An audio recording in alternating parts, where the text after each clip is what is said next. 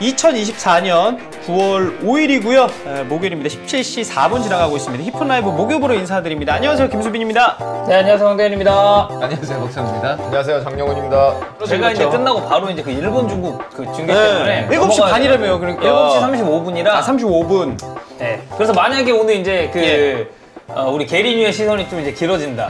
그럼 이제 저는 중간에 좀 사라져야 되는 그런 일정입니다. 아 맞다, 장코치님 KT7 우승했죠? 예, 우승했습니다. 그러면 그 팀에서는 코치가 아니고 감독인 거죠? 네네네. 장감독. 예. 작년에가 K7에서 나갔는데 1무 4패 했나? 1무 5패 했는데 올해 4승 1패에서 그거 그룹은 우승했고요. 예. 이제 플레이오프 해야죠, K6. 그거 플레이오프는 단계가 어떻게 돼요? 플레이오프 그 권역별로 이렇게 와가지고 해서 1위 우승하면 플레이오프 우승하면은 이제 다이렉트 승격이고요. 그 다음에 2위 하면은 아마 K6 꼴찌에서 2위 팀이랑 다시 한번 더 경기 단판하는 걸로 알고 있어요. 승강 플레이오프. 네, 하는 걸로 알고 있어요. 약간 이거 스페인 3부에서 그 권역별 우승하고 나서 그렇죠, 올라가는 그런 그렇죠. 거죠? 그렇죠. 이번에 말라가 그렇게 승격을 했기 때문에 제가 좀 알고 있거든요. 그 과정을.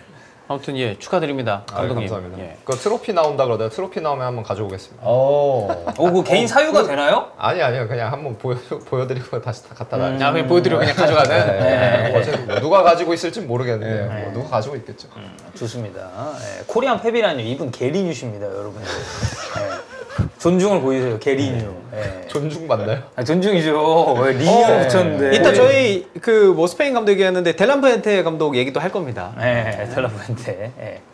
자, 이제 오늘 본토픽 가도록 하겠습니다. 발롱도르, 그리고 이제 여러 수상 후보가 발표가 됐죠. 발롱도르 30명 후보들이 발표가 돼 있는데, 메시랑 호날두 정말 저랑 당연히 장코치 세대는 메시 호날두가 그냥 진짜 지배를 했으니까 20년 만에 두 선수 모두 발롱도르 후보에서 제외가 됐습니다.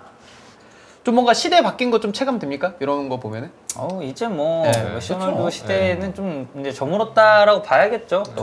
저는 솔직히 그리고 메시 호날두도 없는 것도 없는 건데 뭔가 이렇게 뭐 이렇게 다양해. 약간 이런 맞아. 다양해. 이렇게 팀도 다양하고 이래도 있어? 약간 이런 느낌이라서. 90년대 초반생 선수들이 몇 명 있긴 해요. 케인도 있고. 네, 까르바알도 있고. 참 진짜 메시, 호날두 이 80년대생이 쭉 받고 그 다음에 모드리치, 벤제마도 이렇게 있다 보니까 90년대생이 한동안 없다가 그 시대 지나가고 이제 거의 안 남은 듯한 느낌도 많이 들고. 막말로 07년생 라민 야말이 들어와 있잖아요. 그래요. 발롱도르 이 후보. 지금 80년생 누구였지? 지금 훈멜스. 훈메스 88인가 그럴 거예요. 훈멜스만 있네. 크로스도 90이잖아요. 크로스 맞아. 크로스도 90년대생이고 나머지는 이제 다 90년대 후반이에요. 라우타루가 97인가 그럴 거고. 그렇죠. 자카도 9인가 93이니까. 맞아요. 훈멜스가 최고령이고 야말이 이제 최연소인데 이 둘 나이 차이가 거의 20살. 그렇죠. 와. 시대는 완전히 다른 선수들이고. 이게 니코 윌리엄스랑 야말이랑 유로 때 친하다고 막 틱톡 올라오고 했잖아요. 그때 이들도 나이 차이가 좀 있어요. 그리고 야말이 진짜 어려워. 야말이 진짜 적어서. 자, 골닷컴 기준입니다. 발롱도르 파워랭킹 순위 말씀드리면 1위가 비니시우스고요. 2위가 로드리, 3위 주드 벨링엄, 4위 다니 카르바할, 5위 라우타로 마르티네즈입니다. 요 순위에 좀 공감하시는지 아니면은 나는 이 선수는 좀 더 올라가야 된다, 이 선수는 좀 더 내려가야 된다 선수 있으신지. 적당하게 파워랭킹은 나온 것 같은데요. 여기서 만약에 바뀐다면 저는 그냥 로드리, 비니시우스 자리 바뀌어도 크게 이상할 건 없지 않나. 1, 2위 자리 싶고. 약간 로드리가 부상으로 이제 신초반에 경기에 못 나오니까 좀 내려간 것 같아. 그래서 저는 이 파워랭킹 자체에도 좀 공감이 되고, 발롱도르를 이제 타면 이제 누가 타야 되나, 사실 그거 관련해서도 저희도 따로 영상도 찍고 제가 봤을 때 아마 채팅창에서도 의견 되게 많이 나올 거거든요. 그렇죠. 근데 거기서도 저는 로드리랑 비니시우스로 좀 이제 갈리지 않을까. 그러면은 발롱도르 받을 것 같은 선수, 그리고 본인 생각에는 나는 이 선수가 발롱도르 감이라고 생각한다, 이렇게 한번 가볼까요? 실제로 발롱도르 받을 것 같은 선수. 비니시우스. 제일 유력해 보여요. 비니시우스 선수가 어쨌건 간에. 그리고 로드리는 이제 전에도 한번 이 비슷한 얘기를 했었을 때 로드리 선수가 저는 받았으면 좋겠다라는 얘기를 했지만 여전히 로드리예요, 형 마음은? 저는 받았으면 좋겠어요. 이 포지션의 선수가 받을 수 있다는 게 굉장히 그 상징적으로 보여주는 게 있기 때문에. 마테우스 발롱 있죠. 네, 발롱도르 있죠. 마테우스 이후로 이 포지션에서 발롱도르가 있었나요? 미드필더 받기 힘들어요. 그쵸. 네, 저도 없었던 거. 그러니까 모드리치가 어쨌든 있긴 한데 모드리치도 이제 3선은 아니잖아요. 그쵸. 네. 그래서 저도 사실 로드리가 좀 받았으면 좋겠는 건 있어요. 아, 받았으면 좋겠다는 걸 로드리? 네. 그리고 그렇다고 해서 이제 로드리에게 발롱을 줘서 이게 좀 이상하면 좀 그런데 저는 로드리 충분히 자격 있다고 보거든요. 위화감 1도 없잖아요. 포지션도 포지션인데다가 뭐 리그 우승했고 UEFA 슈퍼컵, 클럽 월드컵 우승했고 여기에 사실 이제 결정적으로 스페인이 또 이제 유로를 우승을 그렇죠. 했으니까 그렇죠. 들어가도 이제 그렇다고 해서 이제 로드리가 시즌 전체로 봤을 때 뭔가 이제 그런 선수들 있잖아요. 중앙 미드필더고 3선이고 하는데 이제 그런 공격 포인트는 당연히 공격수보다 좀 불리할 수 있지만 로드리는 또 이제 골 도움을 곧잘 하는 선수란 말이죠. 그렇죠. 예, 그래서 저는 로드리 들어가도 전혀 위화감이 없다라고 생각합니다. 짱코치님은? 저는 로드리가 받는다 한번 가보겠습니다. 받는다고? 왜냐면은 지금 우리도 이 이슈에 대해서 벌써 여러 번 얘기하잖아요. 이게 약간 그러니까 붕업된다고 저는 느끼거든요. 그러니까 외신에서도 막 얘기가 나오잖아요. 막 뭐 스페인 쪽도 나오고 뭐 영국 쪽도 나오고 아 로드리가 뭐 맨날 발롱도르 이 포지션 선수들 못 받는다. 우리가 한 얘기 그대로 하잖아요. 그러니까 그래도 조금 거기서 약간 사람들이 아 그래 좀 굳이 거기에 이렇게 약간 gat혀 있을 필요 없지 하면서 좀 이슈가 돼서 받을 수도 있지 않나 좀 생각해봅니다. 그래서 다른 것도 아니고 유로 우승도 분명 컸을 것 같아요, 임팩트가. 그리고 메이저 대회 엄청 크잖아요. 그리고 어쨌든 이게 또 유로 그러니까 대륙간 대회는 저는 이제 위상은 각 대륙에서는 다 있잖아요. 우리는 뭐 아시안컵이 있고 아프리카 네이션스컵이 있고 뭐 코파 이렇게 있는데 저는 유로가 제일 어려운 대회라고 생각해요. 그만큼의 그런 난이도도 있고 그리고 이제 스페인이 어쨌든 그 전설의 메이저대회 3연패 이후에 굉장히 오랜만에 메이저대회 트로피를 또 들어 올렸는데 로드리가 또 너무 이제 중심적인 역할을 그 안에서 이제 했었기 때문에 이거는 뭐 공격 포인트나 뭐 요런 거를 떠나서 그냥 존재 자체만으로 로드리가 받아도 이상할 건 없다. 그리고 그 얘기도 있죠, 뭐 카르바할도 얘기가 그렇죠. 이제 사실 꽤 나왔죠. 우승으로만 따지면 다 들고 있어 카르바할은. 리그 챔스 거기에 유로까지 이제 다 들었어요. 그래서 높은 순위인 것 같아요. 또 이제 풀백이 이 정도까지 높이 올라가는 거 잘 없는데. 쉽지 않죠. 아니 지금 뭐 골닷컴 기준에서는 이제 4위고 이제 3위까지 안에 들면 이제 시상 1, 2, 3위 포디움 들어가는 그리고 거지. 포디움에도 들어가는 건데 풀백이 4위 하는 것도 이거 말도 안 되는 거야 진짜. 카르발 지난 시즌에 그 글루텐 끊고 나서 경기력이 이제 엄청 올라가고 막 그랬었거든요. 그래서 약간 진짜 회춘한 시즌이다. 부상도 이제 크게 없었고 뭐 그래서 이제 조르지뉴 같다고 하시는 게 이제 어떤 느낌인지는 저도 충분히 알 것 같아요. 왜냐면 찬우 형이 얘기했듯이 풀백이 이렇게 올라온다는 것 자체가 이게 쉬운 게 아니니까. 자 이제 메시 호날두는 요 발롱도르 후보에선 제외가 됐고 새로운 발롱 경쟁 구도 당장 뭐 이번 시즌뿐만 아니라 앞으로는 좀 어떤 선수들이 좀 각광을 받을 것 같은지. 저는 춘추전국 시대가 될 것 같아요. 보면 우리가 지금 당장 언급했었던 그 첫 차기 주자들은 음바페랑 홀란이잖아요. 그렇죠. 이 둘이었는데 여기에 갑자기 주드 벨링엄이 이제 딱 경쟁에 가세를 하면서 이 3파전이 되는가 싶더니 또 지금 발롱도르 배당을 보면은 비니시우스가 있고 로드리가 있고 여기에 향후 몇 년 안에 라민 야말이 저는 어떻게 될지 장담할 수 없다고 생각해요. 그렇죠. 들어올 확률이 높죠. 그리고 뭐 메시나 호날두가 처음 등장했을 때도 그 어린 선수들이 그 나이에 발롱을 타겠다라고 예상을 한 사람이 많이 없었던 것처럼 그렇죠. 이 선수들이 쭉 성장해서 저는 충분히 발롱도르 그 구도를 잘 만들 수 있을 것 같아서 뭐 막말로 솔직히 필포든도 진짜 잘하는 선수고 벨링엄도 있잖아요. 그래서 그 이제 메날두 이전이 되게 발롱도르 좀 다양한 선수들이 쭉쭉쭉 탔었잖아요. 그렇죠. 메날두 이전 마지막에 이제 그 카카가 탔었고 저는 뭐 그때보다도 더 이제 많은 선수들이 이 발롱도르를 두고 경쟁할 만한 구도가 좀 갖춰지지 않을까. 그쵸. 우리가 얘기를 안 하고 있지만 사카 같은 경우에는 만약에 아스널이 우승을 한다. 그쵸. 리그 우승을 하던 뭐 챔스 우승을 하던 우승을 한다. 맞아요. 그러면은 사카도 굉장히 아마 네. 이 발롱도르 받을 가능성이 높아지는 선수가 되죠. 그러면 진짜 몰라. 이거 진짜. 사카 있고 외대고로도 있으니까. 그러네. 그리고 뭐 예를 들어서 뭐 이제 더 어린 선수는 아니지만 이제 케인이 지금 바이언이잖아요. 여기서 뭐 리그 따고 챔스 따고 거기서 막 그 뭐 유로피언 골든슈 이런 거 다 휩쓸고 하면은 뭐 케인도 사실 뭐 가능성이 없다고 볼 수는 없고. 다음 시즌은 그런 메이저 대회가 없어서 진짜 챔스 우승하는 팀에서 나올 가능성이 좀 높을 것 같아요. 리그랑 챔스가 되게 그렇죠. 중요하죠. 예. 그리고 챔스도 경기 숫자가 늘어났으니까 그러니까. 맞아요, 아마 맞아요. 스탯을 어. 쌓기는 더 좋을 거라서 그러면 그 경기 수 바뀌고 흐름이 바뀌었으니까 거기에 따른 뭔가 임팩트도 있을 것 같고. 네. 그리고 지금 채팅창에서 얘기가 많이 안 나오고 있긴 하지만 은바페도 이제 또 레알로 왔기 때문에 이거 어떻게 될지 모릅니다. 아 클럽 월드컵이 있다고? 아 맞네. 클럽 월드컵도 이제 또 새로운 방식으로 이번에 이제 첫 선에 이제 보이니까. 그래 나왔던데. 무시알라 비르츠도 있잖아. 그렇지. 보면. 벨링엄이랑 그 03년생 이런 선수들도 있고. 아 진짜 춘추 전국이다. 그래서 저는 한편으로는 조금 기대가 돼요. 그러니까 우리가 지금 예. 최근 약 한 20년간 메날두의 시대에 살았잖아요. 그리고 항상 세계에서 축구를 제일 잘하는 선수는 메시 아니면 호날두다. 그리고 발롱도 실제로 그들이 양분을 했고. 예. 근데 이제는 이 많은 선수들이 이렇게 막 하면서 예전에 그 우리가 한창 막 그 제가 이제 축구 처음 보기 시작했을 때가 2000년대 막 초반 이때였으니까 저는 이제 그때 축구에 뭐라고 해야지? 약간 추억 보정일 수도 있는데 되게 그때 선수들이 막 더 좀 멋있고 되게 축구가 재밌었다라는 그런 느낌이 좀 있거든요. 그래서 그런 시절이 다시 한번 좀 올 수 있지 않을까라고도 생각하긴 해요. 색깔이 좀 다르고 여러 네. 선수들이 많은. 자, 요 정도로 선수 관련해서 이야기해봤고 남자 감독상 가도록 하겠습니다.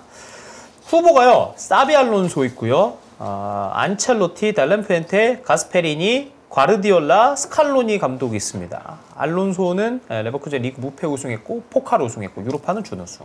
안첼로티는 리그랑 챔스, 델라푸엔테는 유로 우승했고요.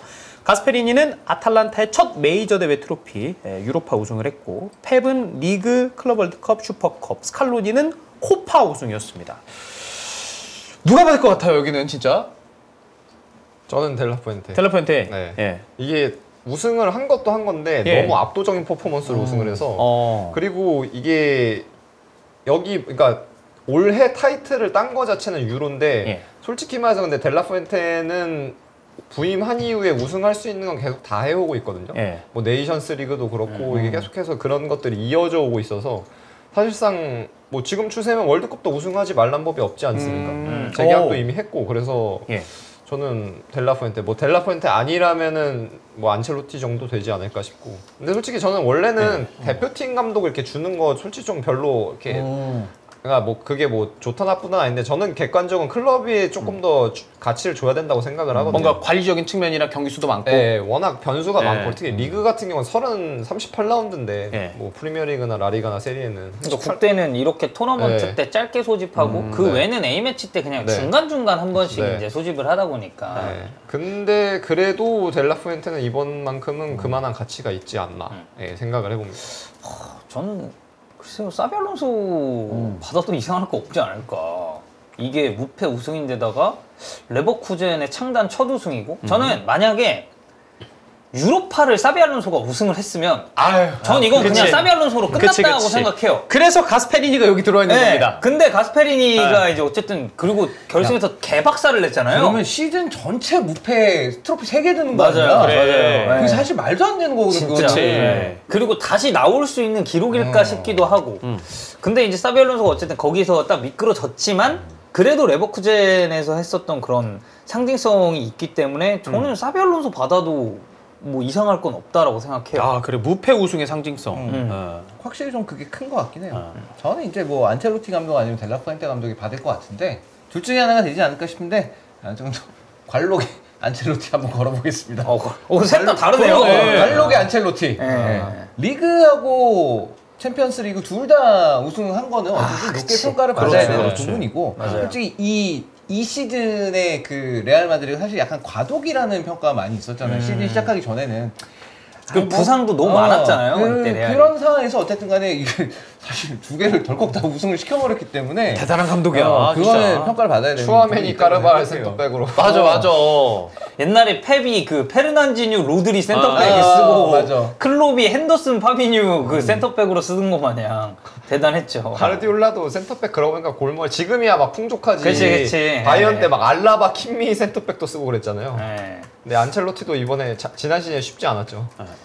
감독도 지금 채팅 보니까 여러 명 많이 나오네요. 진짜 사비 알론소, 안첼로티가 좀 얘기 많이 나오는 것 같고. 내가 봤을 때 알론소는 약간 그 이제 감성 그런 것도 난 좀 들어간다고 생각해. 왜냐면 우리 때 정말 축구 너무 잘하고 진짜 잘생기고 이래서 정말 좋아했던 선수인데 감독으로도 너무 성과가 대단하니까. 사실 아직도 좀 어색해요, 사비 알론소. 맞아. 1부 리그 그리고 1부 리그 데뷔하자마자 완전히 이건 무슨 이렇게 해버리니까.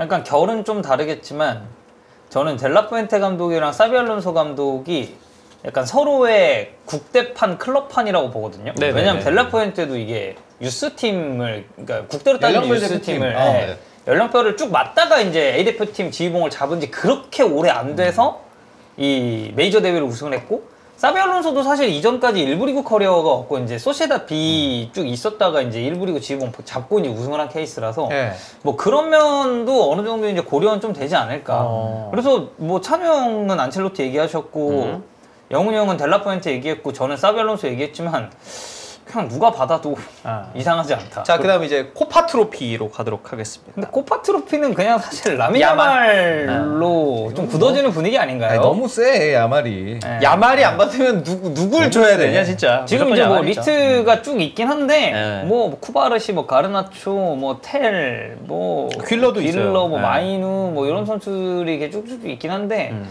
그냥 코파 트로피는 그냥 라민 야말 쪽으로 저는 굳어진다고 봅니다. 마이누도 나쁘지 않은데 근데 야말이 너무 압도적이었어서. 이거는 뭐 특별한 코멘트라기보다는 야말 경기 보신 분들은 뭐 그냥 인정할 수밖에 없을 것 같고. 그러니까 뭐 예를 들어서 야말이 이제 바르셀로나에서 이제 잘했잖아요. 근데 바르셀로나에서 좀 쳤어. 근데 국대 가니까 이게 좀 안 된단 말이지 생각보다. 얘가 너무 어리기도 하고 해가지고 그렇다면 모르겠는데 얘는 그냥 유로에서도 본인이 존재감을 너무 확고하게 드러내버렸기 때문에. 그치. 저는 이거는 이견이 없다라고 생각을 합니다. 코파 트로피 같은 경우는. 자, 그럼 코파 트로피는 좀 가볍게 이 정도로만 마무리하고요. 야신상 후보 갈게요. 디오고 코스타, 돈나룸마, 코벨, 루닌, 메냐, 마마르다슈빌리, 에밀리아노, 마르티네즈, 우나이 시몬, 얀 존머, 로웬 윌리엄스 이렇게 있습니다. 가장 유력한 야신상 후보는 누구? 저는 여기 조금 애매할 수 있다고 보는데 저는 우나이 시몬 가능성 좀 봅니다. 왜냐면은 이번 시즌 아틀레틱 클럽이 코파델레이를 우승을 했고 그리고 유로를 또 우승하는데 우나이 시몬이 좋은 역할을 했기 때문에 시몬 가능성 있고 뭐 에미신도 사실 이제 또 코파 때 잘했고 어떻게 보면 이제 코파 아메리카 또 우승 멤버기도 하니까. 경기 수가 엄청 많네요. 62경기네요. 네, 맞아요. 그리고 그리고 준우승하긴 했지만 사실 코벨도 존재감이 엄청나서 챔스 임팩트는 코벨이 진짜 제일 세긴 하죠. 나머지 이제 코파랑 유로 우승한 둘이랑 이제 챔스는 준우승하긴 했지만 잘 막았던 코벨 이 정도 3명 후보.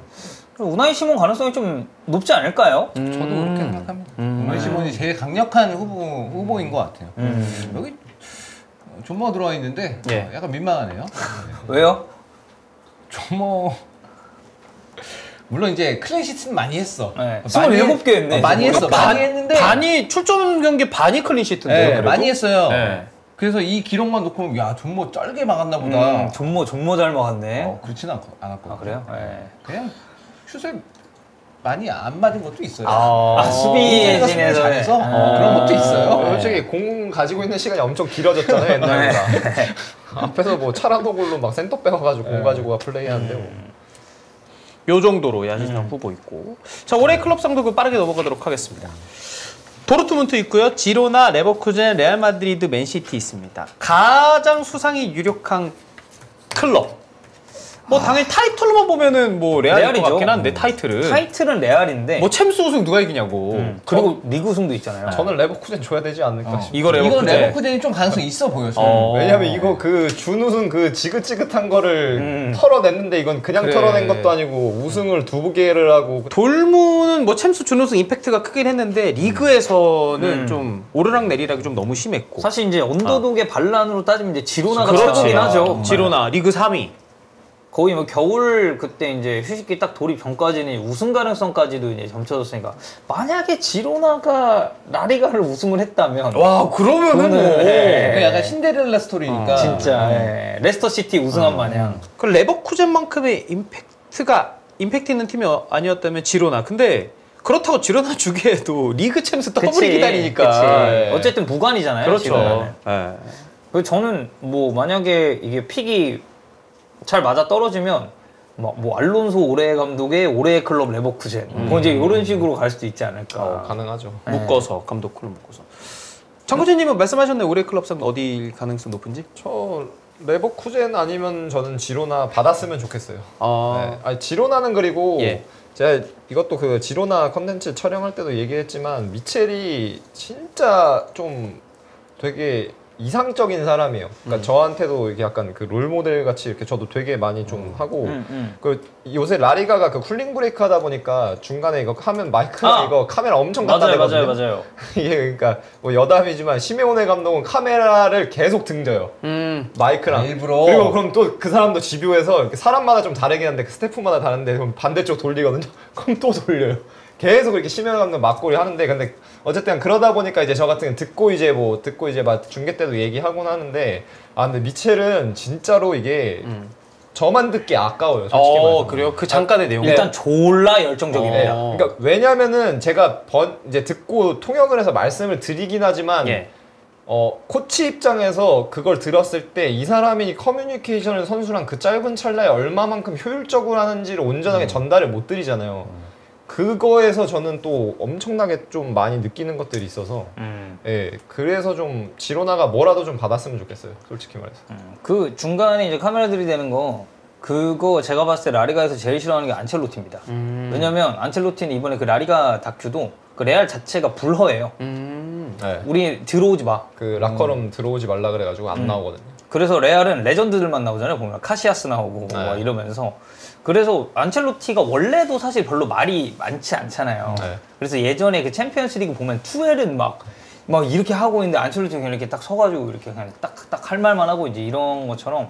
그래서 그거 보는 맛도 있는데 방금 얘기하신 미첼 같은 경우는 이거는 다큐에도 나오고 라리가 중계 보신 분들 알겠지만 지로나 경기에서 그쪽으로 가면은 원래 그 이제 쿨링 브레이크는 짧아서 할 수 있는 그 시간 자체가 너무 제한적임에도 근데도 미첼이 그 안에 선수 딱딱딱 불러가지고 포인트 요소 짚어주는 거 보면은 진짜 좀 대단한 감독이라고 좀 생각이 들긴 하더라고요. 이번에는 이렇게 요만한 제일 최근 요만한 거 작전판 조그만 거 들고 이제 하는 거 했거든요. 그 제가 얘기하는 엄마크 이제 선수한테 하면서 엄마크 방향 얘기하고 이렇게 막 하는데 그리고 이게 진짜 그거에 온전하게 몰입해서 카메라고 마이크 신경도 안 쓰는 게 느껴져요. 이 사람은 그거 신경도 안 써요. 너는 나가든 말든 내 알바 아니고 난 내 할 일 한다 이게 느껴져서 그런 관점에서 좀 지로나가 뭐라도 좀 받았으면 좋겠습니다. 그래서 좀 더 그게 부각되게.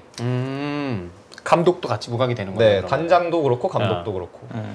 자, 이 정도로 올해 클럽상 후보팀까지 하면서 발롱도르 관련 이제 수상 후보팀들, 선수들, 감독들 다 만나봤고요.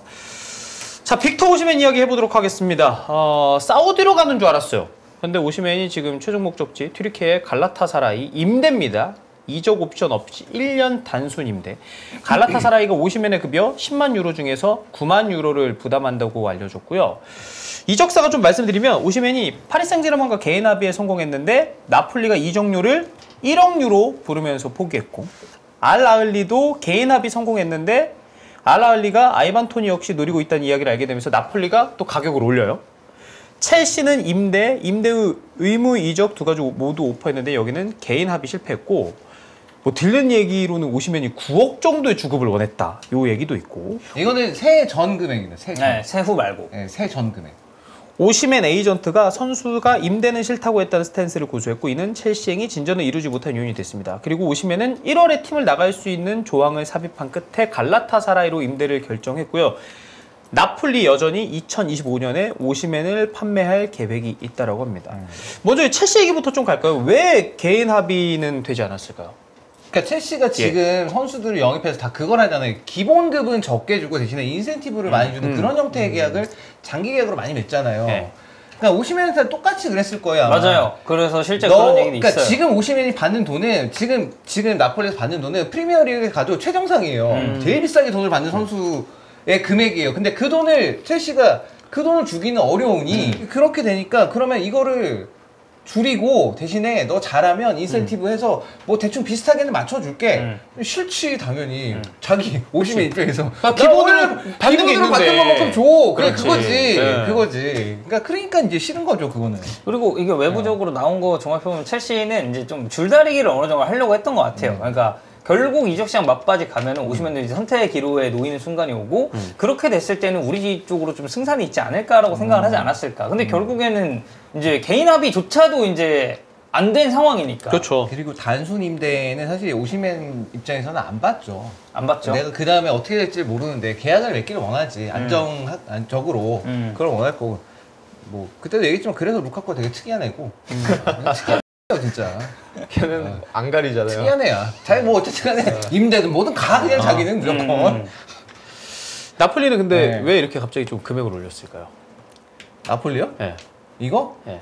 이거는 근데 그러니까 아라울리랑 계약을 하는 거는 그러니까 나폴리가 지금 영입할 때 돈을 꽤 많이 썼습니다. 어쨌든 콘테가 원하는 영입들을 웬만하면 다 이루어지게 했거든요. 일단 비싼 선수 루카쿠도 비싸고 부온조로노도 비싸고 맥토미니, 길모 다 합치면은 하여튼 돈 꽤 많이 썼어요. 돈 꽤 많이 썼는데 보니까 쓴 돈을 보니까 오시맨을 바이아웃을 팔면 딱 0이 돼. 아 그래요? 이게 똔똔이 맞춰지는 거구나. 그러면 정말 많이 쓴 거구나 나폴리가. 똔똔이 되는 거야. 네. 근데 이제 이게 그거죠. 이제 조금이라도 조금이라도 어쨌든 돈을 더 받으려고. 얘가 가장 상품성이 가장 비싼 크니까. 선수니까 지금 8선수 그러니까. 중에서는 그러니까 아랄리는 아마 기존에 합의한 액수가 있었는데 그거보다 좀 더 줘. 라고 하니까 야 너네 뭐 아이반 토니도 살 돈 있어? 그럼 우리 좀 더 주면 되겠네. 막 이렇게 하는 것 같아요. 그러니까 아랄리 그러니까, 입장에서도 아니 야, 선생님 얘기했는데 왜 그러세요? 이제 이렇게 되는 거지. 이게 이런 거 이제 그 토트넘의 레비 회장이 또 옛날에 많이 했잖아요. 이런 거. 마지막까지 그치? 많이 먹었죠. 그리고 그 양반 있었잖아요. 그 벤제마 귀도 못 산다고 한 사람. 리옹이잖아. 네. 장미셸 올라. 네. 그래 그리고 여기 데라우린티스 이 양반도 예전에 그 쿨리발리 때부터 해가지고 그 장사하고 선수 그 영입하고 이게 이적 보내고 이런 거에 있어서는 되게 까다롭다고 제가 알고 있거든요. 네, 데라우린티스 회장 되게 까다로운 사람이에요. 근데 이거는 저는 이제 이 오시맨 사태가 여기까지 오게 된 건 결국에 최초에 이거를 재계약을 너무 무리하게 했어. 그때는 모두가 이득이라고 생각했지. 근데 우리가 항상 그렇잖아요. 그때는 맞고 지금 틀리다.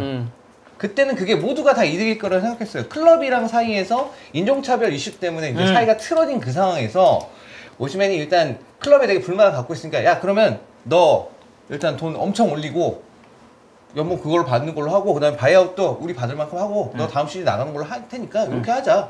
모두가 다 해피할 줄 알았지.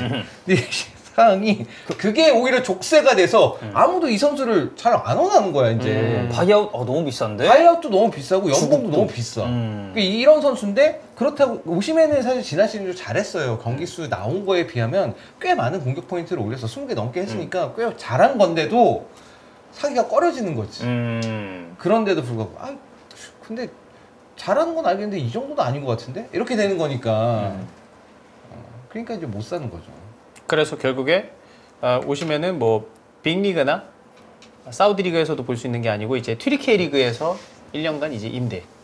이거는 요 정도 공격수가 이런 사례가 최근에 있었나? 근데 이제 없지 않았나 싶거든요. 네, 근데 이거는 네. 이제 오시맨 입장에서는 근데 그랬잖아요. 이거 뭐 그 뭐야 리그 명단 등록도 안 하고 막 그랬었다고 아예 제가 제외? 알고 있어요. 네. 아예 제외. 그러면 오시면 사실 1년 날리는 거거든요, 이거. 네. 그래서 이제 결국 갈라타사라이로 돌파구를 좀 이제 찾은 케이스가 되지 않았나. 되게 뭐 되게 오시맨 쪽도 나폴리 뛰어 안 뛴다.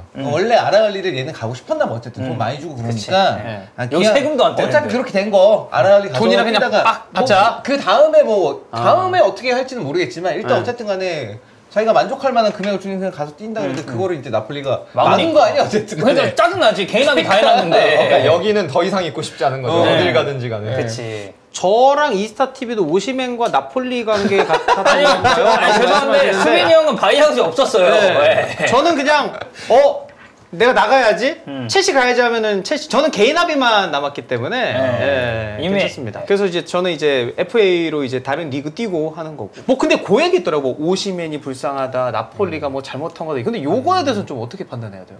저는 둘 다 잘못했죠. 둘 둘 다 다 문제가 잘못했다? 있지 사실은. 둘 다 문제가 있지. 왜냐면 오시면 이런 상황 정도 되면 보통 선수들 아시잖아요. 뭐 내가 뭐 주급 보조 그냥 깎고 가겠다 뭐 이런 제스처라도 취하는데 그런 것도 하나도 없었다 보니까 뭐 어쩔 수 없죠. 솔직히. 막말로 그랬을 수도 있죠. 이제 첼시 쪽으로 이제 얘기를 할 때 그래 그럼 인센 해서 그 정도 맞춰주면 야 이적 갈게 라고 해서 이제 옮길 수도 있었던 거고 그리고 나폴리 입장에서 사실 아라알리 뭐 조금 더 안 올리고 그 금액 받았으면 이거는 개인 합의가 됐기 때문에 바로 이제 가는 거고 했을 텐데 둘 다 이제 양보를 안 하고 이제 서로 줄다리기를 하다가 결국에는 이제 오히려 이거는 뭐 단순 힘들긴 하지만 갈라타사라이 입장에서 오씨 오시면 그러니까 이렇게 된 꼴일 수도 있지 않을까. 이게 참 오시면이 어떻게 하여튼 뭐 갈라타사라이 입장에서는 뭐 다 1년이라고 하더라도 어쨌든 그 기간 동안 오시면이 잘해주면 되는 거니까. 네, 맞아요. 네. 아주 강력한 포워드를 보유하게 되는 거예요. 약간 그 느낌 FM 하다가 가끔 돈 별로 없는데 이적료 별로 없는데 이거 불만 뜨네 없나 이거 맞아. 오 오시면 오막 이러면서 바로 그럼 이제 제의하잖아요. 약간 그런 느낌이에요. 맞아요. 한 번씩 그렇게 빅클럽 그 불만 명단 쭉 보다 보면 있거든. 얘가 나와 있네 하면 그냥 데려오는 거지. 그치? 지금 FM24에서는 한 2시즌 지나면 추아메니가 가끔 이런 식으로 나오거든요. 안에서? 그래? 개꿀로 이렇게 막 데려오고 그런 경우가 있어요. 예.